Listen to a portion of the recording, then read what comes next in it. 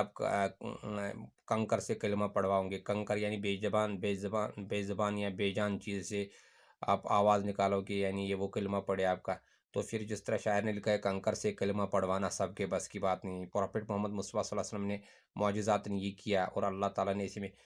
اس میں کامیابی دی، لیکن پھر بھی اپنے قوم کے لوگوں کو محمد مصطفیٰ صلی اللہ علیہ وسلم کو نہیں مانا، یہاں تک اپنے قوم کے اپنے چچا نے بھی اس کو نہیں مانا۔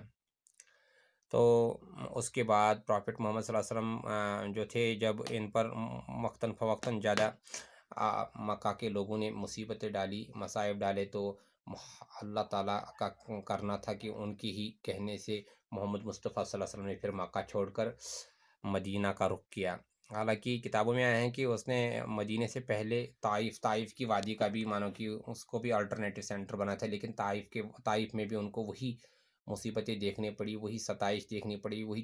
تکالیف دیکھنی پڑی جو انہیں مکہ میں دیکھنی پڑی۔ جیسا کہ اقبال نے لکھا ہے، اس راہ میں جو سب پہ گزرتی ہے سو گزری، اس راہ میں جو سب پہ گزرتی ہے سو گزری، تنہا پس زندہ کبھی رسوا سرے بازار۔ یعنی جب کوئی اقبال نے بھی کہا ہے کہ میں لرزتا ہوں جب میں اپنے آپ کو مسلمان کہتا ہوں، کیونکہ مسلمان کے لیے آسان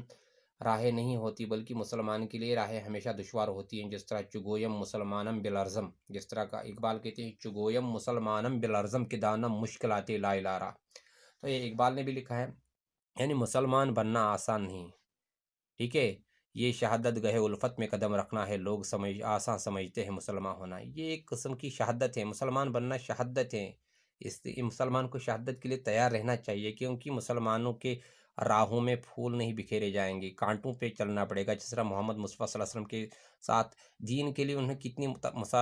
مصیبتیں اٹھائی ہیں، پھر جب مصیبتوں کا انبار اٹھا تو پھر حضرت محمد صلی اللہ علیہ وسلم کو مکہ چھوڑ کے مدینہ کی طرف ہجرت کرنی پڑی، اور جب وہ نکلے، وہ تو اللہ تعالیٰ رات کے وقت نکلے، اور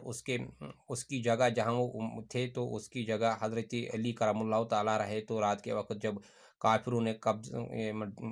یعنی جب انہوں نے اس نبی کریم صلی اللہ علیہ وسلم کو مارنے کی، نعوذ باللہ مارنے کی کوشش کی، ان کو قتل کرنے کی کوشش کی، تو محمد مصطفیٰ صلی اللہ علیہ وسلم کی جگہ حضرت علی کرم اللہ تعالیٰ وہاں تھے، اور محمد مصطفیٰ صلی اللہ علیہ وسلم اپنے ہم نشین، اپنے دوست اور اپنے ساتھی حضرت ابوبکر صدیق رضی اللہ تعالیٰ کے ساتھ ایک اونٹنی لے کر، جس کا نام کسوہ تھا، تو اس کو لے کر وہ آہستہ آہستہ مدینہ پہنچے۔ یعنی مدینہ میں پہلے صحابہ کے بار جا چکے تھے، کیونکہ نبی کریم صلی اللہ علیہ وسلم کے ہجرت سے پہلے ہی مدینہ کچھ لوگ گئے تھے، مکہ کے لوگ، جن کو خطرات تھے،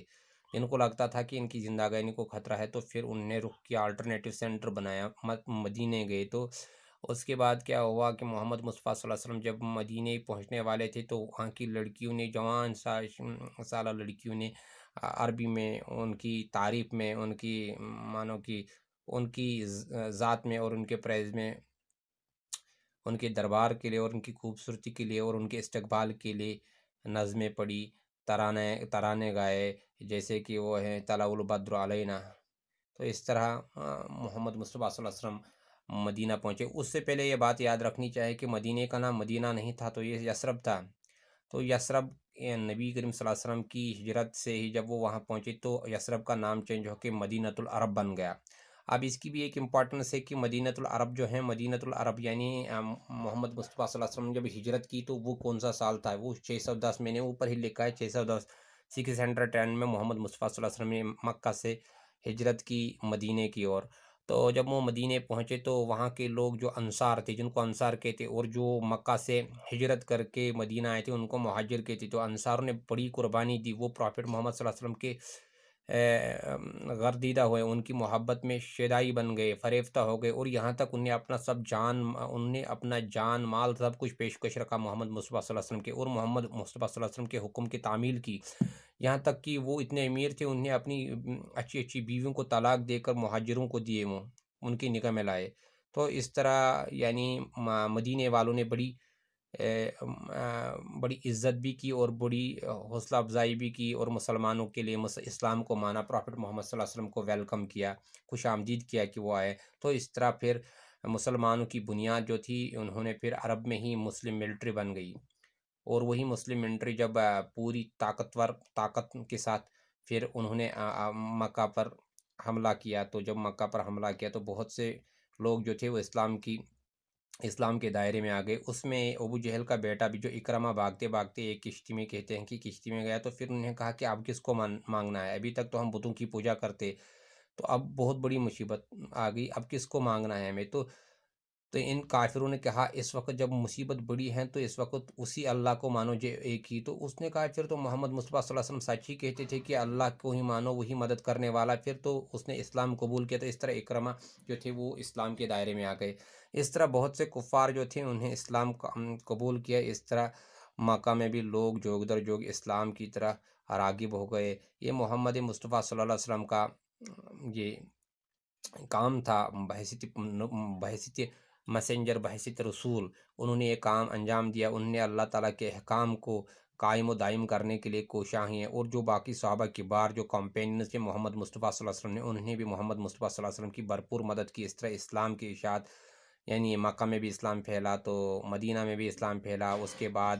نبی کریم صلی اللہ علیہ وسلم کے کہنے پر اسلام کی اشاعت یعنی پروپیگیشن جو ہے باقی ممالک میں بھی ہوئی۔ جس طرح ہم نے بعد میں پڑھا کہ چاہے محمد بن قاسم سندھ آئے، طارق بن زیاد وہ اسپین گئے، اسی طرح عبد الرحمن قذافی وہ فرانس گئے، سلمان فارسی وہ فلسطین گئے۔ اسی طرح بہت سے صحابہ کبار تھے جن نے اسلام کی اشاعت کے لیے بعد میں بہت کام کیا، لیکن محمد مصطفیٰ صلی اللہ علیہ وسلم کے ہونے سے اسلام یہ بھی یاد رکھیں کہ محمد مصطفیٰ صلی اللہ علیہ وسلم سے اسلام جو تھا نہیں آیا، بلکہ محمد مصطفیٰ صلی اللہ علیہ وسلم کے آنے سے اسلام کمپلیٹ ہوا۔ اس سے پہلے بھی جتنے پیغمبروں نے کہا وہ بھی اسلام ہی کی بات کرتے تھے، ٹھیک ہے، اللہ تعالیٰ کے احکام کو ہی اپنے قوموں کو کہتے تھے، اور ان اللہ تعالیٰ کے احکامات کو زمین پہ قائم کرنے کی کوشش کرتے تھے۔ یعنی اسلام محمد مصطفیٰ صلی اللہ علیہ وسلم سے نہیں آیا، اسلام محمد مصطفیٰ صلی اللہ علیہ وسلم ایک کمپلیٹ شکل میں کمپلیٹ ہو گئے اس کے دور میں۔ تو یہ بات آپ کو یاد رکھنی چاہیے تھی، کیونکہ اب کچھ بدبختوں نے، جس طرح میں نے ارنالڈ ٹائنبی کا ذکر کیا، یہاں میں لکھ دوں، آپ سمجھ لیجئے بیٹا۔ ارنالڈ ٹائنبی نے کہا ہے، یہ ایک ہسٹورین ہے انگلینڈ کی، اس نے کہا ہے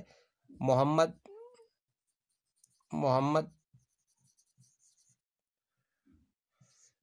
فیلڈ ایز پروفٹ، یعنی محمد مصطفیٰ صلی اللہ علیہ وسلم بحیثیت پروفٹ فیل ہوئے، اینڈ سکسیڈڈ ایز پولیٹیشین۔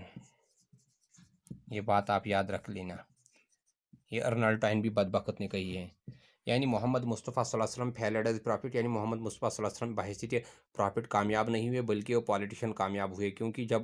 مکہ میں تھے تو لوگوں کو دعوت دی تو اس کا لوگوں نے نہیں مانا، پھر اس نے منٹری بنائی مدینہ میں تو پھر کامیاب ہوئے۔ یعنی یہ بدبخت نبی کریم صلی اللہ علیہ وسلم کی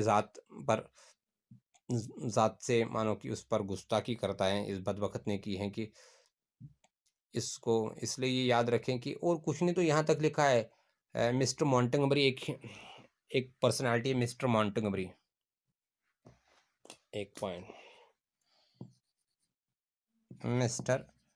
مونٹگمری نے لکھا ہے کہ یہ اصل میں محمد مصطفیٰ صلی اللہ علیہ وسلم جو تھے یہ دو تھے، محمد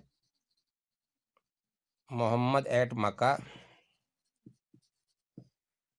اینڈ محمد ایٹ مدینہ۔